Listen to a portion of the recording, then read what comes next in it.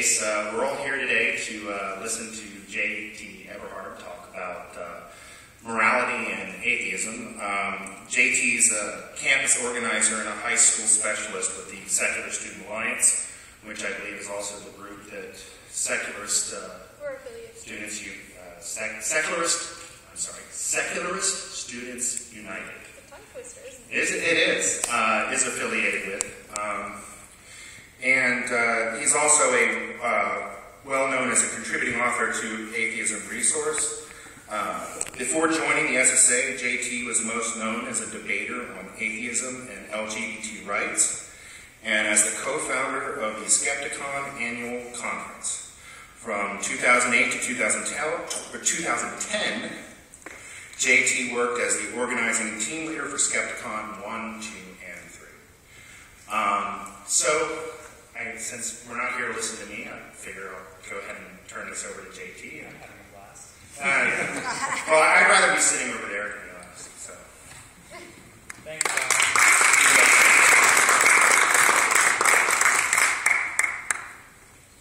Thanks, Brian. You're welcome.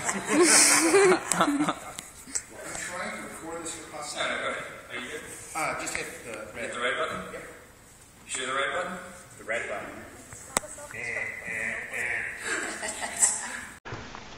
Okay, hi, thank you for coming. I'm here to talk about morality and atheism. Any of us who are out atheists have heard the charge before, without God in your lives, what reason do you have to be moral? So I want to do a couple things here. First I want to start out by saying that a lot of these arguments come from philosopher and historian Richard Carrier, who wrote Sense and Goodness Without God. Every time I do one of these, I'm always asking, what books do you recommend? That one, Sense and Goodness Without God by Richard Carrier. It's glorious. This is going to be a two-part talk. The first one I'm going to talk about the basis for secular morality. And I'm going to start out by telling a story that I think is relevant to this. If you read the news, every couple months you'll read of a child who becomes sick with a preventable illness who winds up dying. Not because medicine failed, but because the parents of the child prayed and prayed and prayed until ultimately they wound up praying that child to death. Now, if the word bad can have any meaningful definition, that is it. If you kill your child, you are a bad person. But there's something important to note here with the parents who do this. They love their children just as much as you and I would love a child. They want their child to get better just as much as you and I would want our own children to get better. The problem isn't, as some religions like Christianity would have us believe, that there's something inherently malicious in the human condition. It's just that these otherwise good people had a bad idea about how the universe worked, and it wound up costing their children their lives. This is why I don't think being a well-intentioned person is the same as being a good person. Plenty of well-intentioned people do flagrantly awful things.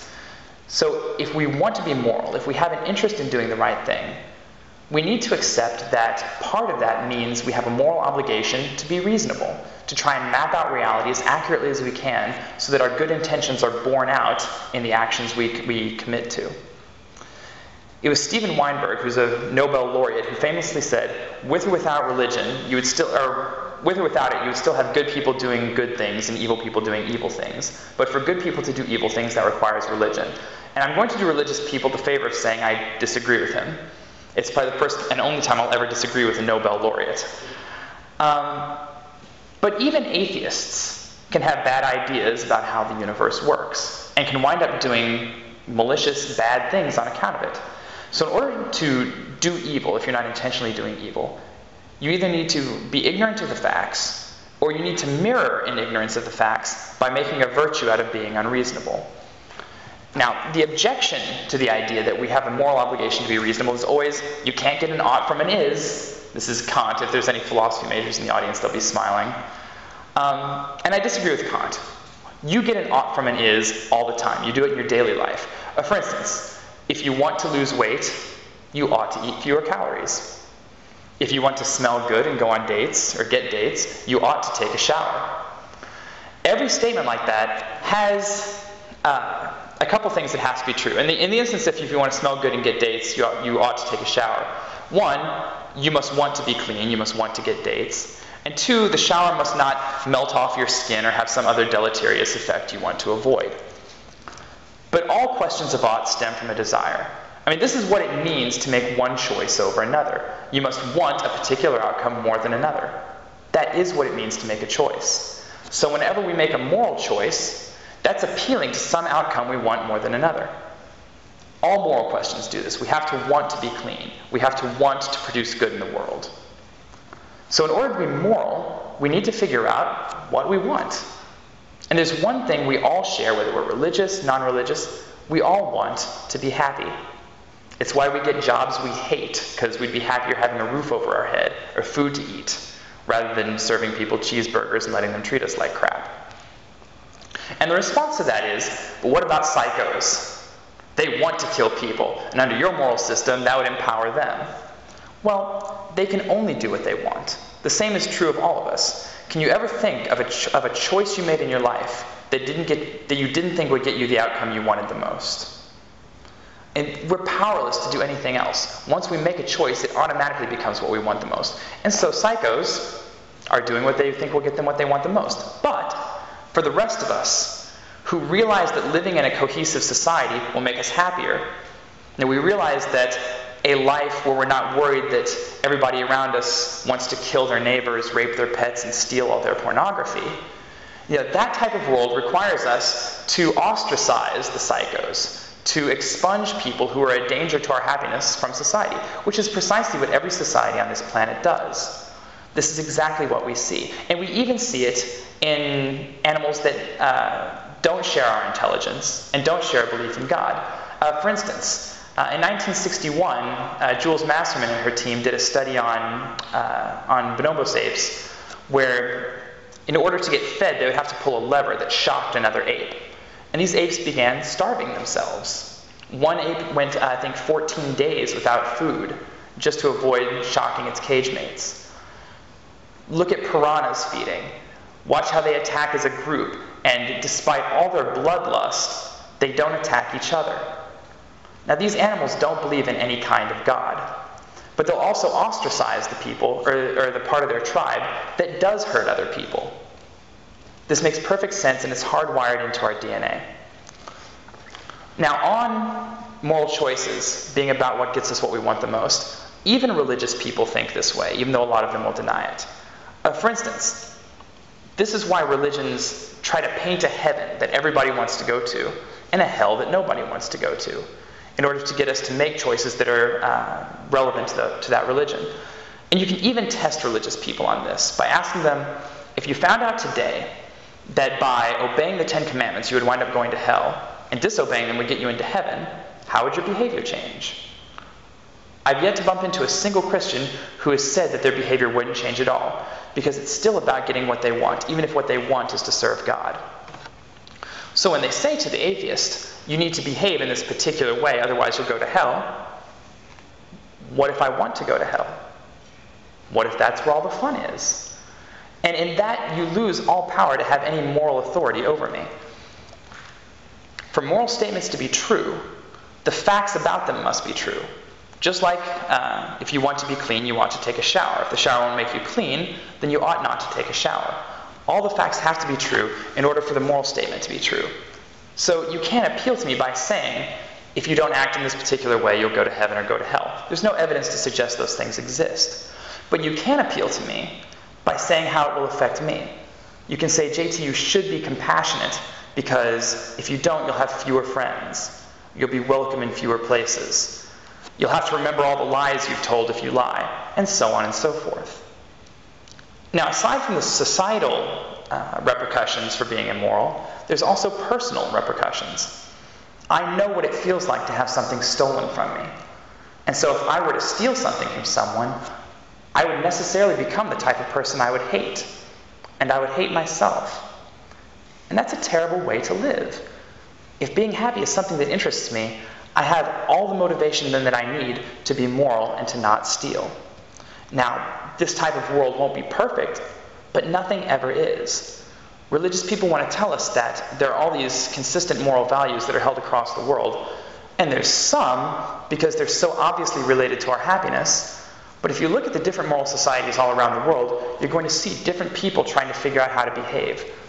It's all invented by us, because we don't want to live in a world where we fear those around us. Now, the second part of this talk is why I think a secular morality is better than a religious morality. I want to start off by saying, with regards to the idea that being moral means being reasonable, I don't consider myself an advocate for atheism.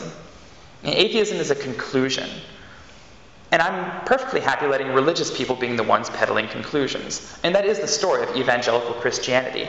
You need to believe the things I believe because some arbitrary book says you must, a book written by an arbitrary being who you can't talk to, who you can't even question, and that's why you should believe our position. I think atheism is better than that. And the credo of the evangelical atheist is, if you're reasonable, to my conclusion, all by yourself. That's why I always say to people, if you find an Aladdin's lamp, don't wish for everybody to be atheist, just wish for them to be reasonable. But that's why religion draws so much of my ire. It's the only institution in the entire world that not only tells us that it's okay to be unreasonable, but that we must, otherwise we're going to wind up in hell. And I think that's immoral. So I'm going to try comparing for a moment a religious morality with what I call a scientific morality. A morality that's based on finding all the facts about the world to the extent we're able, and using those facts to maximize human happiness. Now, there are several qualities to a scientific morality that are lacking in a religious morality. The first is curiosity. In the early church, the early church fathers like Tertullian, like Tantius, they saw curiosity as a moral evil because all you need is to be saved, and the Bible is all anybody needs to be saved.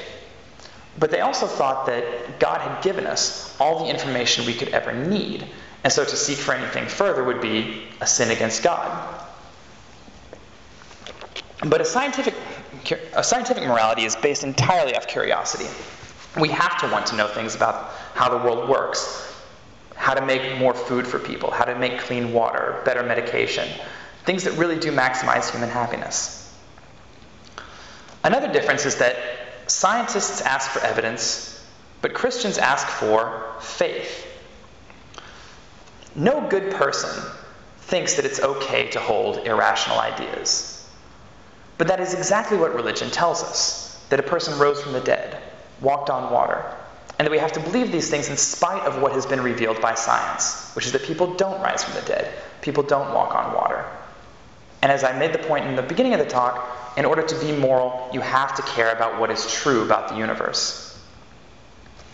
It's even in the Bible that way. 2 Corinthians 10:5, we are to take captive every thought to make it obedient to Christ.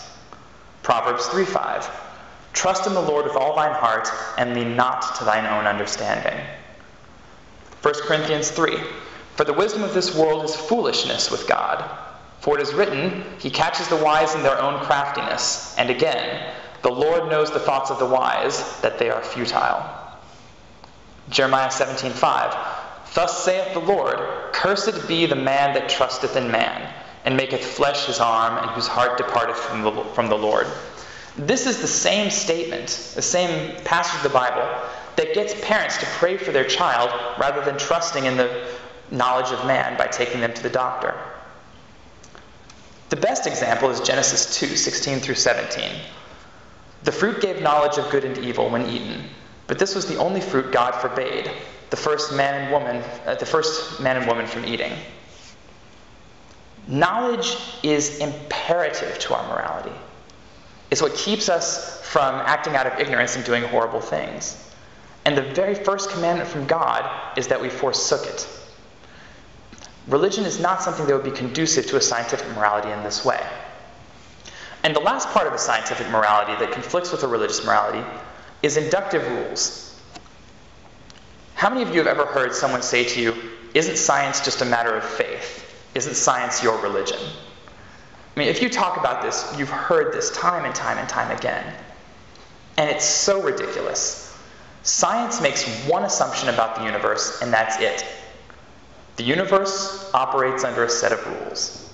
And that's it. And we can test it. We test it every time we run an experiment, and it works. It works so well, we can throw satellites to the edge of the solar system and hit something, unimaginably small for that distance. And even religious people act like the universe is consistent in everything except their religion. For instance, every single person in this audience, whether atheist, whether religious, if you put your hand on a stove one week and it burns your hand, you're not going to put your hand on the stove the next week because you expect the universe to be consistent. And we do this with everything up until it comes to claims about people rising from the dead. This is also why Shrek movies always make me weirded out, because animals are speaking. I'm like, the universe doesn't work that way. Then I remember it's a movie. But religious people don't behave this way. So curiosity is less evident in religion. Evidence is given less primacy in a religious morality, and inductive rules are given less primacy in a religious morality. So, on one hand, we have the competing hypothesis of naturalism, that natural explanations are all that exist. On the other hand, we have supernaturalism, that supernatural explanations do exist. And these two have been at odds since man started thinking. And you can actually see which side has won over time.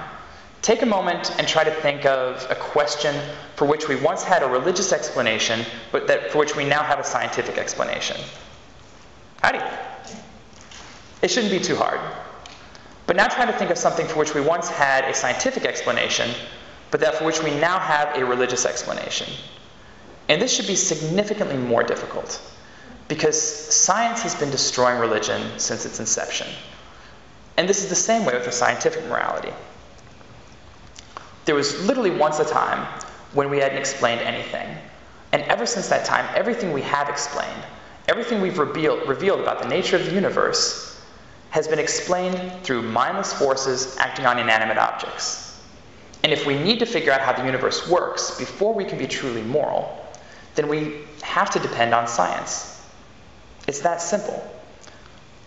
Imagine you have two boxers who have fought millions of fights against each other. In our case, there'd be supernaturalism and naturalism. And one of those boxers has won every single fight, for millions of fights. And they're about to fight again, and you have to bet on one.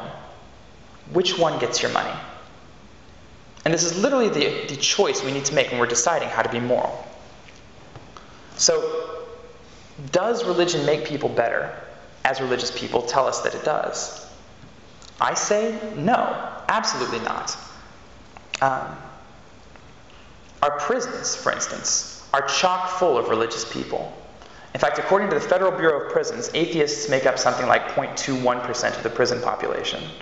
Now, that might be a little self-selecting. There are certainly advantages to declaring yourself religious in prisons. But let's not imagine for a minute that religion keeps people out of them. In fact, if all of the atheists were to be taken off the planet tomorrow, you would lose 93% of the Academy of Science, or National Academy of Sciences, but you would only lose 0.21% of the prison population. So just looking at that, a cursory look at the prison populations will reveal to you that religion doesn't really keep people from being immoral.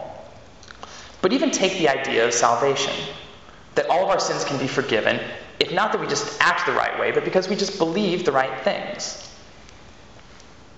Take Osama bin Laden, for instance, a person who orchestrated the death of over 3,000 innocent people.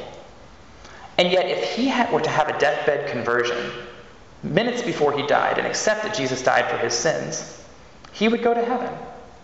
Compare him to someone like any of you, who most of you probably don't steal, you probably care about the well-being of other human life. You would have stopped Osama bin Laden if you could. And so long as you don't accept the idea that someone rose from the dead, you'll be punished for all of eternity. I mean, this makes a mockery of the very concept of justice. What's more, I think it's immoral to demand that someone choose to believe something ludicrous. I don't think it's possible. For instance, I think your brain is an engine that generates a map of reality just dependent upon whatever information is inside of it, regardless of what you want. And if you doubt this, try climbing up to the top of an 8-story building, walking to the edge, and trying to convince yourself by force of will that gravity doesn't work. And there's not a single person in this room who could do that, even if you wanted to. And so to tell me you need to choose to believe that a Canaanite Jew rose from the dead, otherwise there's going to be some threat of violence, is perfectly immoral. My mind is already made up for me. I can't decide anything else, even if I want to, without evidence. But that is the very idea of Jesus' salvation as it's presented to us through Christianity. And lastly, we always hear from religious people that without God, without this arbitrary being as the gatekeeper to morality, there can be no absolute morality, no absolute moral values. How can you ever know for sure that murder is wrong? But the concept of absolute morality in itself is wrong. For instance, the 9th commandment, thou shalt not lie. If you are harboring Jews in Nazi Germany and the Gestapo knock on your door, the moral thing to do is to lie your ass off. Even if you admit that stealing is wrong, but if you admit that stealing is wrong, yet stealing could save a life, the moral thing to do is to steal. The idea of absolute morality is completely silly, and everybody acknowledges this when it's put to them in terms of what will maximize human happiness or prevent human suffering. So even the Bible gets that wrong. In order to be moral, we have to rely on our own reason. We even do this with the Bible. When we read in the Bible the laundry list of reasons to kill your neighbor in the Old Testament, it's we who decide that that really wouldn't be applicable nowadays. It probably wasn't even applicable then. And there was never a time when it was moral to kill someone for working on the Sabbath, like it tells us to do in Exodus 35:2. And we're the ones who make that decision. If we're capable of reading the Bible and determining which parts are good, which parts are morally bad, what do we need it for? We're always going to be dependent on our own reason. And the Bible is ignorant about human nature. It's ignorant about how societies work. It's ignorant about how economies work. And as I said in the first part of this talk, evil springs from ignorance. Evil is either born of ignorance when it's well-intentioned, or it's committed by people who have made a virtue of being unreasonable. That is why religion fails as a moral system, and it's why religious people have generally failed in their obligation to be as reasonable as possible. And that's something I think we should start holding them accountable for. And that's all I have to say until questions. Thank you.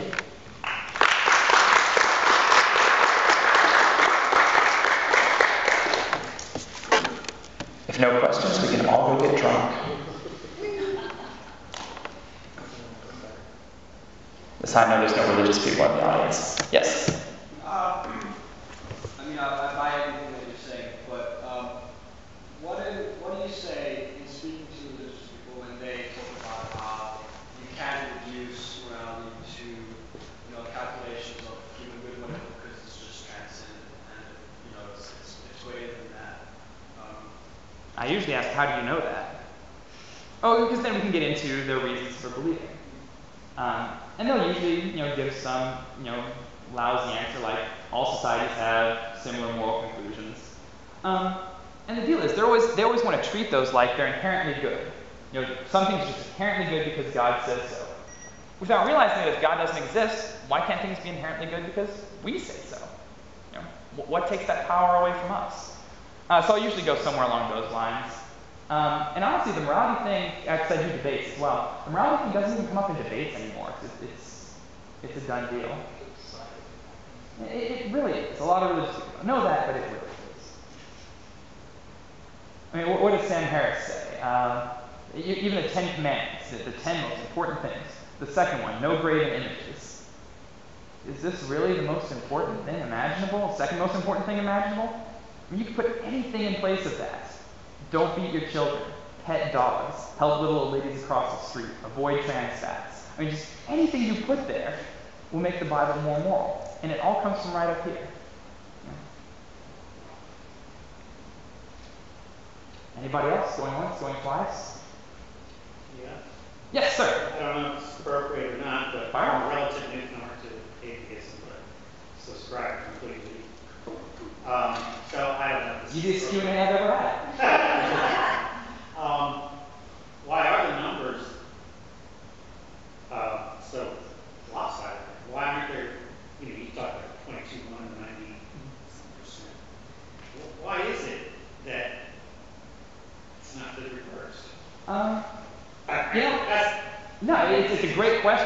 against me wish I was a social scientist, so I can give you an answer better than the guess I'm about to give you. But if I had to guess, atheists only have their conscience to deal with. If I steal, if you steal, if we hurt another human being, we're going to wind up sharing that pain, that happiness, because it's what it means to be a social species. It's why we cringe when we see blood. It's why smiles are contagious. Our happiness depends on the happiness of everybody around us. And so if we do something wrong, we have to live with that guilt. But if a Christian does something wrong, they're forgiven tomorrow. What do you hear? Every politician that fucks around on their wife. I'm at peace with God. My conscience is clean. Automatic forgiveness for everything, really, it takes away one of the real one of the real safeguards against us doing immoral things. So that would be one of my guesses. Plus, when you see someone who's on TV for having broken some law, what do they always say? I'm good with God. It's the last edifice behind which every criminal hides, because it's so easy to be accepted as a religious person. If you do something wrong, it's so easy to be protected by that community because they protect their own. So I would say that might be a reason as well. But bear in mind, those are both guesses. I'm not a social scientist. There may very well be work on that I'm unaware of, and you should look it up. Yeah? I can add to that. You said it yourself at the beginning, we're a social species. Mm-hmm. And so, at some level, we all want to fit in. And for 2,000 years, to fit in has meant being Christian. Mm-hmm. And I don't think you've seen the numbers of religious versus atheists. Prison population is what you're going after, right? Well, I was broadening that too. Oh, cool. There's things, non-believers, for 2,000 years, a non-believer has been chastised. Mm-hmm. If you haven't been killed, you've been ostracized in the community, you've been outside. And so that happens generation to generation. It just gets ingrained. I was raised Lutheran. I was raised Catholic. And you don't think, whether you're a practicing Catholic or a practicing Christian or a practicing Muslim or not, it's ingrained in you. That's what you are. It's part of your identity. And so atheism is, from a sociological standpoint, it's reasonable, but it's also unnatural to what's been ingrained, which is actually unnatural. Yeah, you need to know that. Bill Keller Ministries did a study in early 2000 that found that something like 10% of professing Christians have read the Bible. People don't become Christians because it makes sense. They become Christians because it makes life easier. That's what Mommy and Daddy said. Yeah. Ironically, Knowledge Networks did a poll, and they were paid by Christianity Today to do this poll, that found that 74% of professing Christians think the Bible is the authoritative guide to faith, even though only 10% have read it. Both stole and both too. Yeah. If only there were a commandment prohibiting people from pretending to know things they didn't. And not that they would have read it, I guess. Yeah, sorry. Real quick, I know there's another question. You talked about it being ingrained and we learn this, but we made these choices. We made this choice. Then let's make the choice to not be religious. Yeah, I don't think we come to that conclusion. Yeah, so I think we made the choice. I couldn't choose to be religious. You come to that conclusion. Mm-hmm. What cognitively, is there anything that makes us come to that conclusion versus all those others, those high numbers of people who don't? Because you consider yourself a reasonable, intelligent person. There's lots of reasonable, intelligent people who are very religious.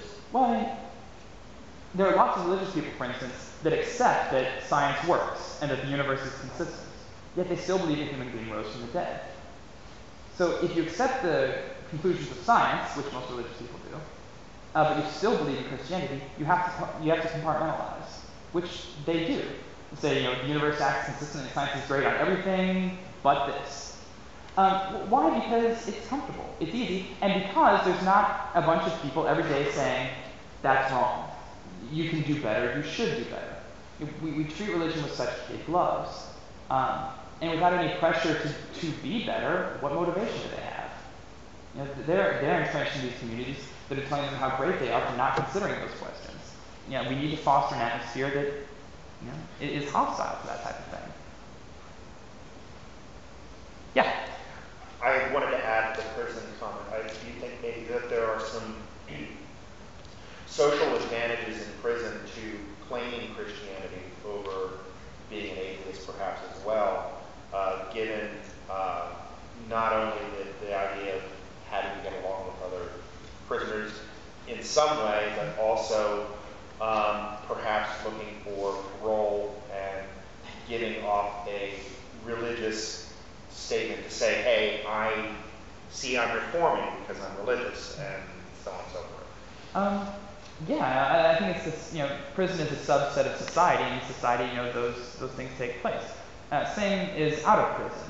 To get along with other religious people, you should probably be religious yourself. It helps. To impress your superiors, you should probably be religious like them. I mean, how many people here as atheists are reticent to come out about it because our parents will be upset, it might cost us at work. I mean, I get emails from people every day saying, I want to be out about being an atheist, but it might cost me my job. Same thing, you want to impress parole officers, so yeah, I'd say there's certainly an advantage to it. I'm curious if you ever encountered anyone who actually, I know this is going to be a weird question. It won't be the weirdest question I've ever got, I promise. Alright, we had a professor come in and talk to one of our meetings. He's an atheist as well.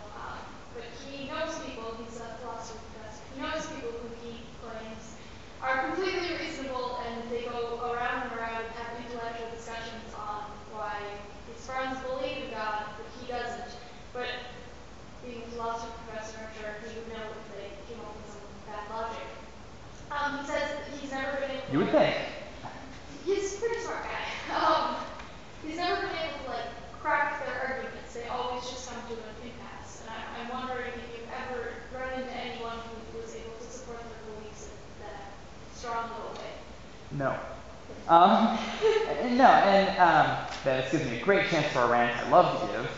I love philosophy. I hate philosophers with a fiery passion, generally. Well, I've had a lot of questions in my life. I'm a music major. If you want to know how to resolve a Phrygian cadence and 4 voices, I'm your guy. If you want to know how life originated, probably talk to a biologist. But yeah, I've had questions about biology, physics, because I want to know how the universe works. And so there have been times in my life when I've gone to a professor and said, explain this to me. And the scientists can talk to me like they're aware that I'm not a biologist. Without using jargon-heavy language, politics professors can do this, economics professors can do this. Philosophers, I find, have a real hard time with this.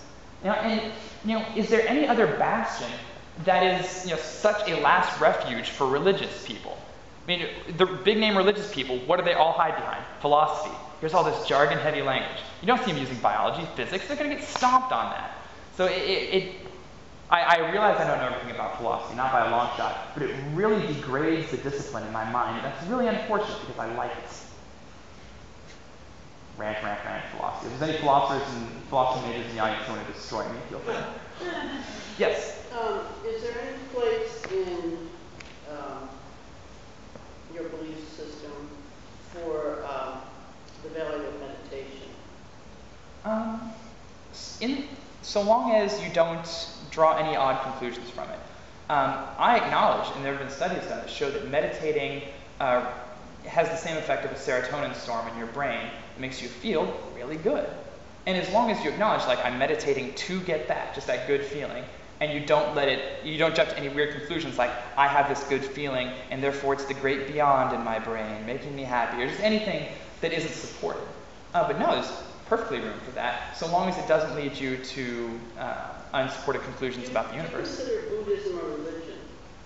It depends on the type, and there are plenty of non-theistic Buddhisms, but there's Shinto, Zen Buddhism, stuff like that. So you have no problem with that? No, I mean, in some cases, Buddhism or Taoism, when it doesn't make any claims to deities, is just reduced to a set of ways we should behave, which I have sets of ways I think people should. Technology or mind technology. Okay. But we can discuss whether or not I have a better list of ways to behave than a Buddhist or a Taoist. And that's perfectly fine. The problem is in when we, start saying there's a God that tells us to behave that way and that's why we should. Then I can't disagree with you without saying, well, your belief in God is loopy. Can you accept the possibility that mind might in some way affect matter? Mind does affect matter. Watch. I mean, without my mind, this couldn't happen. So mind does affect matter. But not in the sense that if I just think positively enough, good things will happen. No, we still have to act. There has to be an extension from the mind in terms of action. Are you closed off to the point that you're not willing to investigate that? No, not at all. But I mean, I would need a good reason to believe otherwise. I'm not closed off to a whole bunch of things. I believe in God for a good reason. So your belief system doesn't close you off from checking into things which religions promulgate, even though they might be attributing the wrong reasons to them? Well, I'm certainly less likely to look into some religious claims because I've been looking into religious claims for 7 years, and every time they've proved not only to be bad, but transparently bad. So I'm less motivated now to look into them because I just keep expecting that result. But no, conclusions, it's one of the things that always weirds me out about religion is people have these conclusions they get emotionally attached to. They're not emotionally attached to the methods that produce the conclusions. They're not attached emotionally to, doing things that would reliably make them right. They're attached to the conclusions. And I think that's a really lousy way to live. I think we should always be willing to change our mind. I could give you a list of I give you a list of things I've changed my mind on this year, and it's great. I love finding out I'm wrong about things. Not so much I'm willing to be wrong on purpose, but I'm that much closer to having a complete worldview. And I think that's but a great you are thing. biased. I'm biased towards things that are supported by evidence. Curious That's about bias. science. You would. If I were curious about science, I'm pretty serious about science. You put X, Y, and Z amino acids together and you get this other thing. And you would pay attention to that because you have no bias against it. But if you go to somebody who's a renowned religious teacher, at least they consider him a religious teacher. He may not consider himself one. Just because he has a label of religion, you would tend to close your mind off to whatever he might have to offer. You get inside my head. Because you know my motivation. It's so cool. No, I listen to everybody equally. But you are right in that people who are religious and identify that way, if they identify that way, it tells me something about them.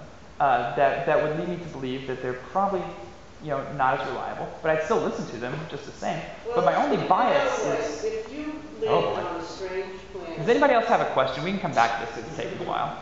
Sorry, only so much per person. Anyone else? We can keep going then. Oh, yes. I'm an atheist and I appreciate thinking rationally, reasonably, and even the idea of science being a guide for what's real. I like you already. But there's always a but. Science has done so much shit. I mean, they created high fructose corn syrup and toxic herbicides, and so I don't trust science either, I guess. Well, and the science was good. Science should be set on a pedestal. That religion, I don't think it should take religious place. I think reason should be set up on a pedestal. And the thing is, I think science is the closest we can get to pure reason. Sure, there are mistakes sometimes. But even your example of high fructose corn syrup, that did what we intended it to do. And the science was good.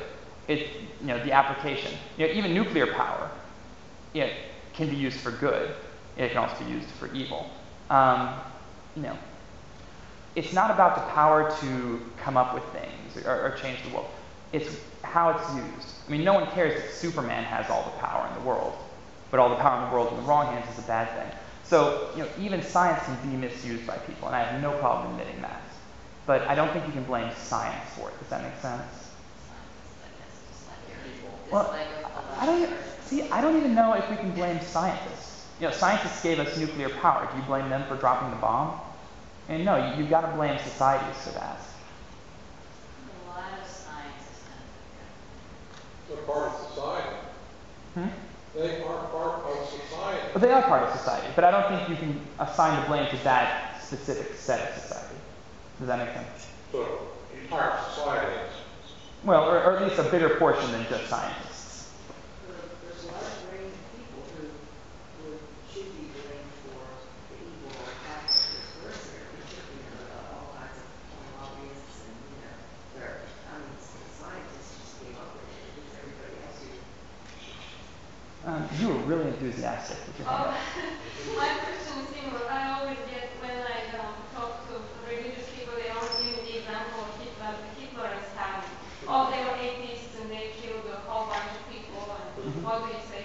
They also had mustaches.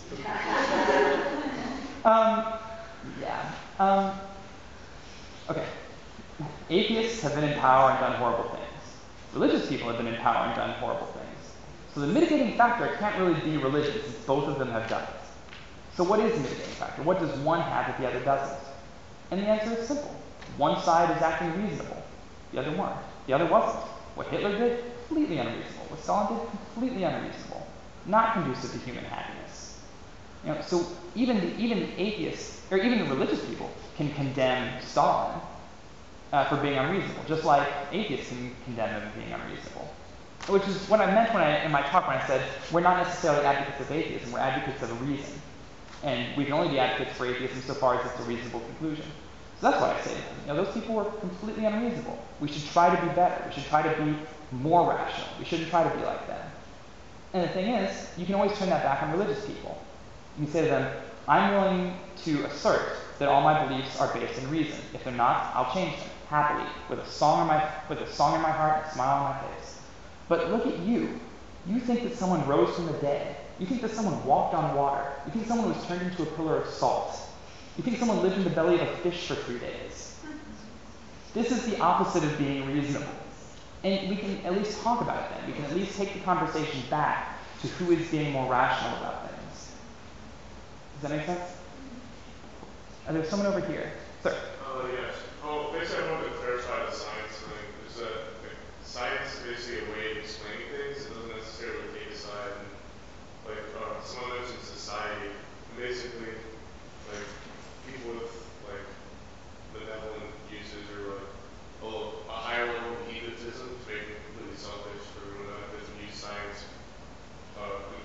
Basically, I see society has become very selfish, and that's why science has done many negative things, but it doesn't make science inherently evil.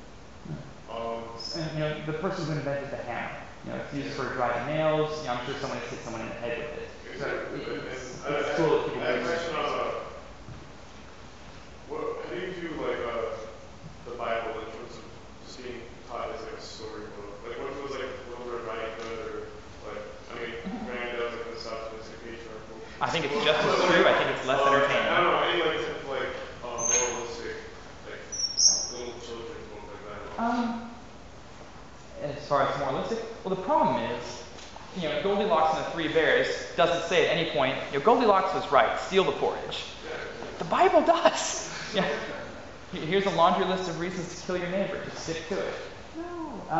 So as far as a moral book, I think it's reprehensible. As far as just a storybook, just as true as Goldilocks, far less entertaining. I find it weird in my case because I don't believe in God, but I was raised Catholic, but I was given this children's Bible with pictures in it, and I was reading Goldilocks and Dr. Seuss and shit. It just I never actually believed any of it was true. I was just raised that way. So more power to you. I wish we could all say that. I don't know about you guys. I believed it at one point. I was lame. Yes. What's the biggest question you've been asked? Someone asked what color underwear I was wearing. The weirdest question I've ever been asked. Wow. Yeah, the thing is, Margaret wants to know what color you're wearing right now. Great. Thank you. I don't think about these things. I don't know why I went to that comment. There's so many just bad questions. I was just at Grand Valley State Thursday, and one of the bad questions is, have you proven God doesn't exist?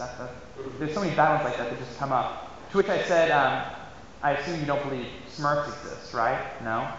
What method did you use to prove they don't exist? Because tell me, and I'll use that one to prove God doesn't exist. And he says, but Smurfs are made up.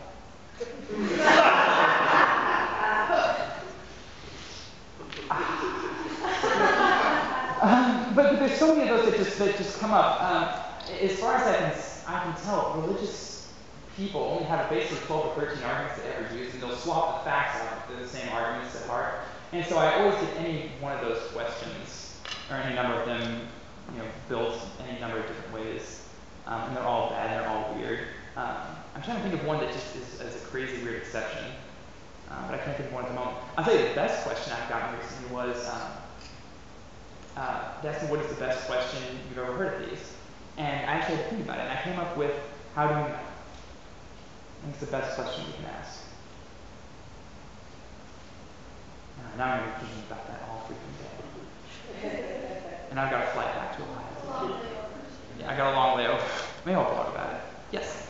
I was just making a comment earlier when it seems like, for me, and in my opinion on this, that when people, being an atheist or being religious, for a lot of people it's sort of a defining characteristic, but there are these certain other characteristics that people can share between those two, and so that when, atheists murder people or when religious people murder people, it may not necessarily be about being an atheist or being religious. So I think it's important to make sure that you create that distinction, that just because, it's like one part of your life, and for, different people it's different, percent of their life. It sounds ridiculous. No, I understand what you're saying. That you have to, you can't just say that, oh, because they were this, that means that that's why they did whatever they did.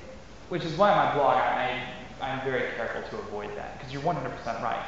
My father sent me an article the other day that I intend to blog about, where these two pastors who had started a charity ministry down in Georgia got caught stealing from the ministry to do all kinds of bad things. Now, it may not be Christianity at all that made them thieves. They may have been thieves ahead of time, and they've been con men ahead of time. But what I can say about that is certain things like being religious helped them cover it. Being religious made people gullible enough to give them their money. Things like that do happen. And we can talk about that, even if religion isn't what necessarily makes people malicious. And unreason, even, irrationality doesn't always make people horrible. I mean, if I believe that I should give $50 to United Way every week because a 17-headed demon named Tom will whip me to death if I don't, I'll probably give $50 per week to United Way. Completely irrational belief gets you to a moral action. But the thing is, we don't need the irrational beliefs, even if they're not always the causal factor. There are perfectly good reasons, intelligent, rational reasons, to give $50 a week to the United Way that don't involve all that. So even if they're not always the causal factor, we don't really need them, I don't think. Does that make sense? Cool. Yes, sir. Early in your talk, did you say that somebody intentionally kills their own child at first? Someone that kills their own child. I didn't use the word intentionally because they didn't. Okay, but if somebody intentionally kills their own child. That's also bad. Okay. All right. Is somebody bad? Is somebody bad? Is somebody bad if they get an abortion, say at 8 months or 9 months or right before 9 months? Is somebody bad? How much time do we have? And at what point, if that's bad, at what point isn't it bad? My personal philosophy on the matter is that 26 weeks is the cutoff. That's when the spine fuses with the brain. That's when, even if the fetus doesn't have memories and can't really suffer its own loss, that it can feel pain. But even that, I would say, would be measured against how much pain it's going to cause the mother. The mother's going to go through an inordinate amount of pain to bring the child into the world, risk her own life. Even that, I'd say. But it always goes back to what maximizes happiness versus what creates human suffering. But as a general rule, 26 weeks is my answer. So could a parent with a 3-year-old child, healthy 3-year-old child, put them, give them some kind of anesthetic so that they're not feeling any pain, they're not conscious at all, and then just sort of propofol. With a 3-year-old child? Michael Jackson. I know that 3-year-old child is experiencing the world in a meaningful way and can suffer its own loss. I mean, there's a profound difference between something being alive and something having a life worth losing. I mean, trees are alive, we don't mind cutting them down. And it's my position that a fetus in the early stages is really no different.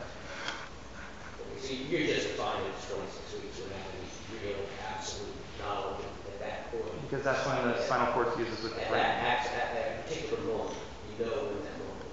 It's in the 26th week, generally, and I'm sure there's you're not sure. Okay, but what's important here is that you're phrasing this argument in a way that at least that at least seems like that you agree with me that morality is about maximizing human happiness.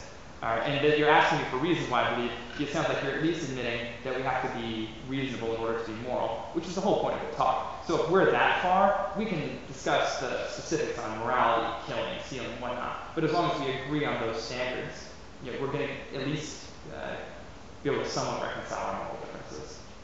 Yeah? Not just completely, but how do you feel like the internet is impacting the speed of which our society is moving away from irrationality? Tons. I mean, can you just like elaborate on your position? Knowledge is the antithesis of religion. The more we learn about the way the universe really works, the more we realize this isn't God. This is just mindless forces acting on inanimate objects. Before the internet, if you had a question about religion, who did you go to ask that question? You went to a preacher or a priest to ask them about it. But now, the Bible is on the internet. Everybody knows the horrors of the Bible. You can't hide them anymore. So that's an advantage. But there's just so much information everywhere. If you have a curiosity about how the universe works, you don't have to just say God. You can actually go look it up now. So I think the internet is helping us a bunch. And in fact, I even saw this in my own deconversion. I'm a physics nut. I love astronomy, love the stars. And I grew up in rural Arkansas where you could pretty much see all of them because there were no human beings. And so many nights I sat out there looking at the stars and thinking, this is God's handiwork. And to an extent, I'm communicating with God because I'm partaking in what He's built. And it was beautiful to me. And that thought gave me such a feeling of happiness. And then I got older and learned about the stars and how they were made. And I learned what logarithms were so I could actually, have an appreciation for how far apart they were. And they're so much more beautiful to me now. They're so much more meaningful to me now. And people are starting to get that with everything in the world. They're starting to understand how it works and see how beautiful it can be without God. And they're starting to realize the same way I did that by calling the mechanics of the stars God, we had given a name to our ignorance about them. And we had become enamored with our ignorance. And that's starting to get destroyed by the internet.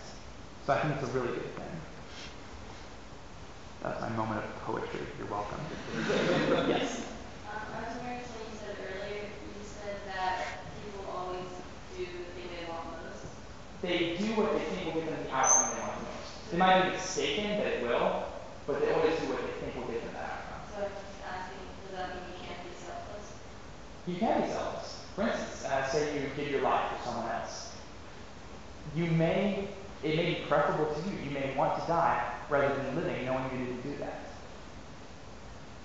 Why else would you do it? Yeah, I got the argument that all altruism, so good, but it does boil down to that desire to do good in that way. And there's nothing wrong with that. It doesn't make it selfish. It means what you want is generosity. That's great. That's the key to a better society right there. Anybody else who wants a piece? Anyone? Anyone? Oh. Oh. What would you say about the charge, the very common assertion that without religion and without Christianity, I guess there's nothing to cut this off to say, so I'll be offended. Sorry, please. Without religion or without Christianity in particular, the fabric of American society would dissolve, and that we would kind of lose all the positive things that we think of when we think of American values. We lose our liberties, or we all become authoritarian communists. I would say evidence, please. I would say what can be asserted without evidence to be denied without evidence. But as evidence from my side, I would certainly say something like, well, you mean like marriage? And I would cite the fact that religious people get divorced at greater rates than atheists. Yeah, Atheist families do fine. The very common charge that... I would also say fuck you because you're denigrating atheists by saying that without religion keeping us from killing each other, you have a very low opinion of us. But you also have a very low opinion of yourself because you're saying without God, you would be out murdering, raping, and pillaging. You're dangerous. Get away from me is what I would say. No. But, something like that. I would ask them to justify it.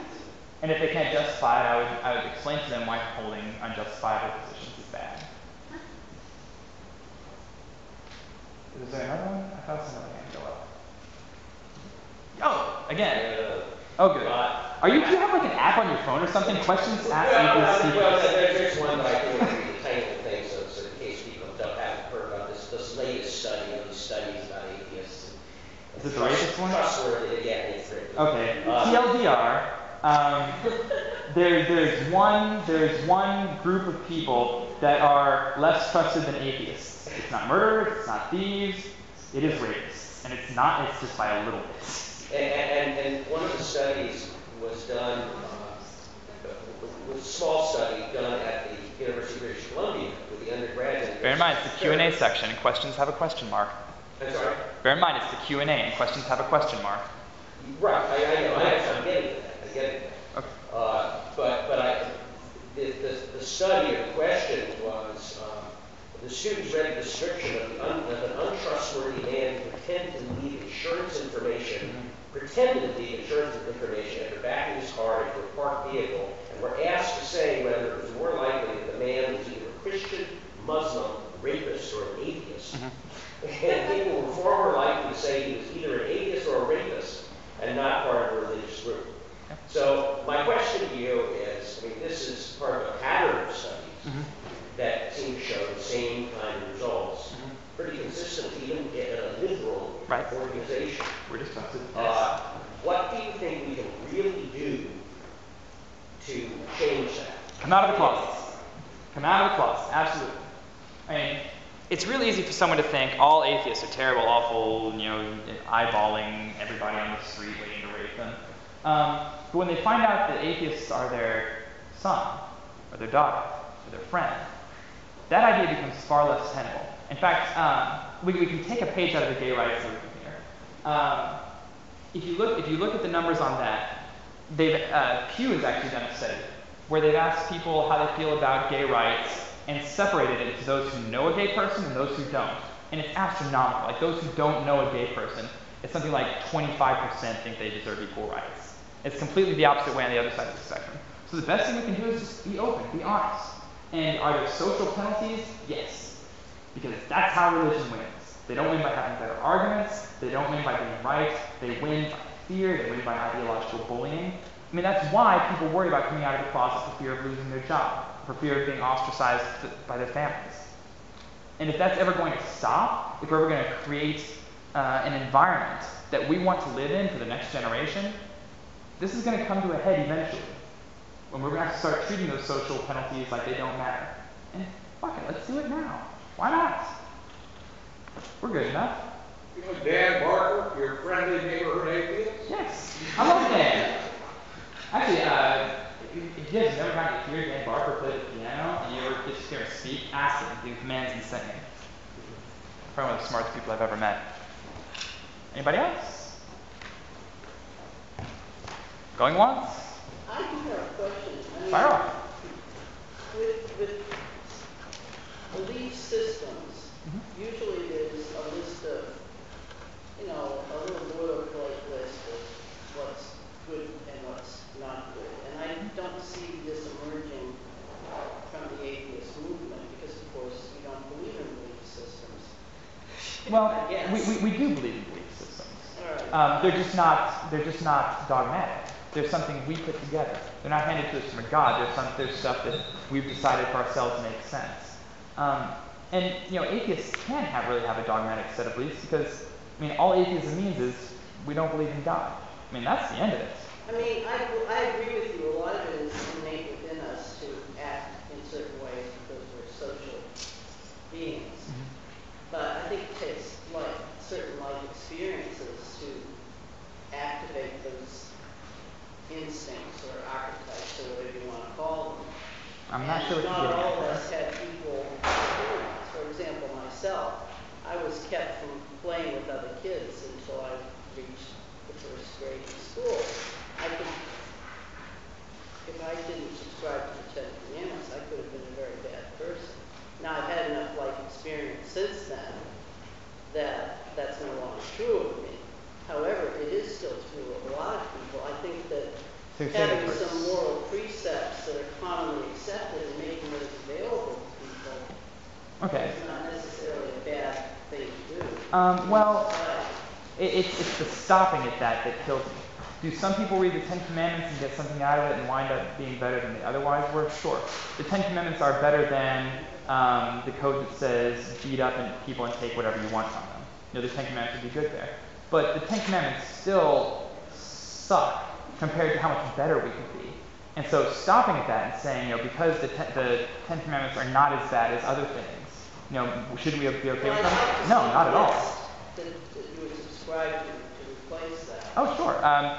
Really easy. If something maximizes societal happiness, do it. If it contributes to societal suffering, don't do it. That sounds suspiciously like the golden rule. Yeah, it is. The golden rule is a good idea. Not because God gave it to us, because it makes sense. I actually disagree with the golden rule is a good idea. Mainly because I think the weight in the golden rule is in the wrong area. Do unto others as you would have them do unto you. If, for example, I'm a masochist, and there's a shortcut. But you could reduce that to give happiness. Right, you could, but it's not. They're not. Not in the same way. Yeah. Right. Yeah, I like the thing you said better. Could you say it again? I want to write it down. Oh, wow. Sure. What did I say? Sounded profound. The golden rule is a good idea, not because God gave it to us, just because it makes sense. You know, what you said about maximizing. If it contributes to societal happiness, do it. If it doesn't, don't. You can even reduce it further to don't be an asshole. That's very hard for me. I know the feeling.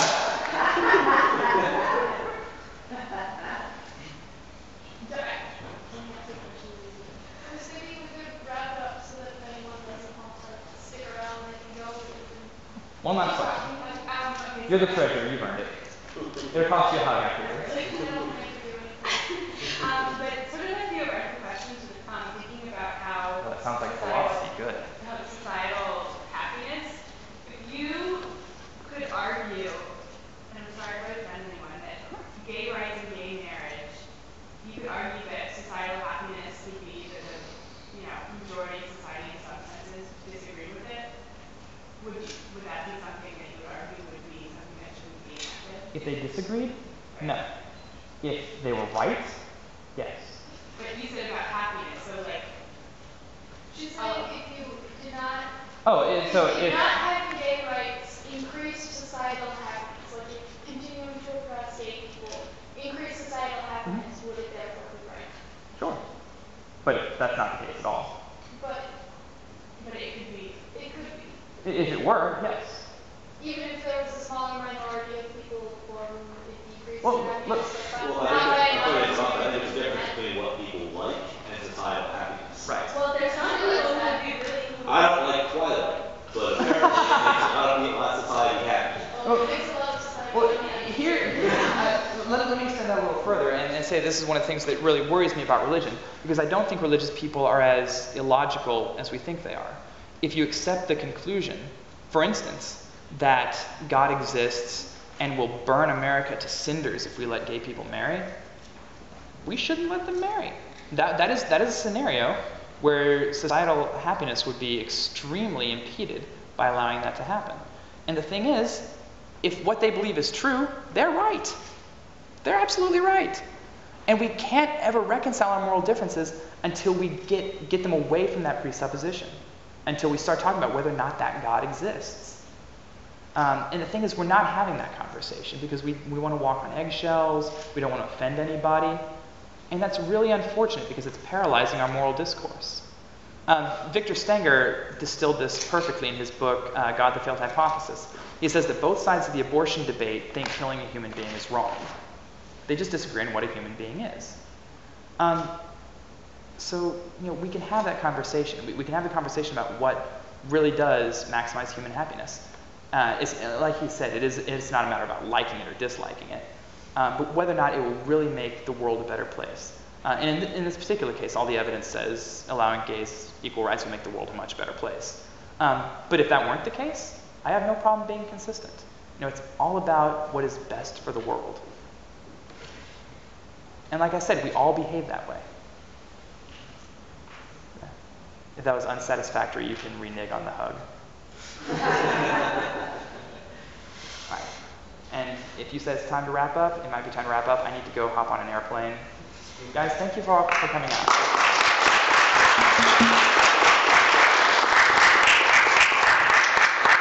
Before you all run off, I just want to do a quick plug for the Reason Rally in March. March 24th, followed by, on the 25th and 26th, American Atheists has their convention in Washington, D.C. And so I figured I'd want to do a quick plug for JT here. He's actually going to be one of the speakers, and he's going to be on 3 different Right now, in the tentative schedule, I'm doing a plenary talk, I'm on a panel, and then if the Secular Student Alliance does the leadership track, I'll be speaking there too. Right. So I highly encourage everybody to come out for that, and to the Reason Rally. The convention, obviously, there's a fee involved, but I don't know, they might be doing a special for college students, so keep an eye on that. In the 2011 American Atheist National Convention, students got in for $20. It was really cheap. So keep an eye out on that. But even if you can't make it to that, come down to the Reason Rally, because it's going to be huge. There's going to be big speakers. Richard Dawkins is coming, so on and so forth. So reasonrally.org. Check it out. So anyway, thank you everybody for coming.